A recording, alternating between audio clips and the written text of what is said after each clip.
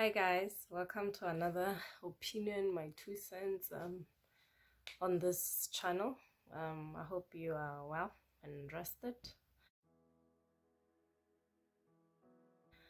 So today I'm just gonna talk about something that is dear to me, or something that I think most people don't get or don't understand.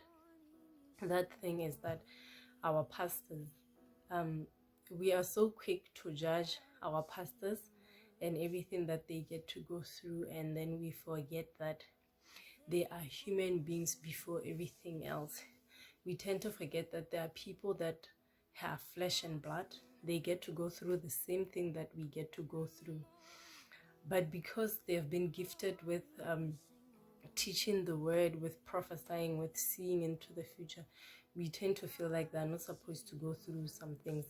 We tend to believe that they're not supposed to be angry, they're not supposed to sin, they're not supposed to curse and all of these things.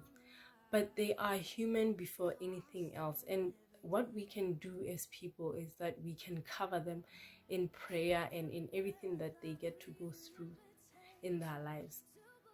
Rather than just most people will just move churches because the pastor committed adultery, or that the pastor was swearing or something like that. But that's not what we're supposed to do. We're supposed to cover them in prayers and know that they get to go through a lot. Just imagine, we struggle to read the Bible and understand it, but they get to preach to us on Sundays and in midweek services. And obviously they spend so much time in the word that the devil does not like it, and the devil is going to attack them based on that. So why don't we cover them in prayer, just to make sure that they are covered, and we are fighting the devil for their lives. So instead of just packing and moving churches just because your pastor sweared at something or committed adultery, I don't think it's wise. I think we should cover them in prayer and understand that they are flesh and blood. Yes, they sit in the pit pool every morning to tell us the word on Sundays. Not say they are not going to go through the same things as we go through. So I'm not saying it's wrong for people to move churches, but I want you to move church because God says you should move church, or you feel you're not benefiting in that particular church. But if you're benefiting and God hasn't said move, why are you moving? Just because someone did something, and that someone is your pastor or your elder or anybody in the high place in the church. So guys, let's just cover our pastors. Let's just pray for them.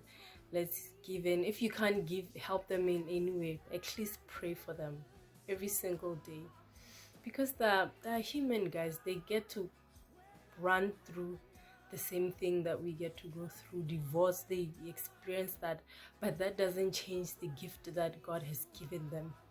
And one other thing is that we as people, we tend to judge them based on that. I remember when I was growing up, Israel went through a divorce, and I stopped listening to his music because I felt like he was cheating on the wife, blah blah blah blah blah.